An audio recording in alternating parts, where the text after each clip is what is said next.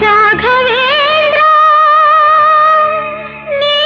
ಮೌನವಾದರೆ ನನ್ನ ಗತಿಯೇನು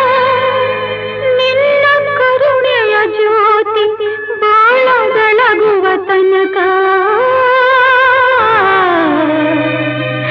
ಬಿಡೆನು ನಿನ್ನ ಪಾದ ಬಿಡೆನು ನಿನ್ನ ಪಾದ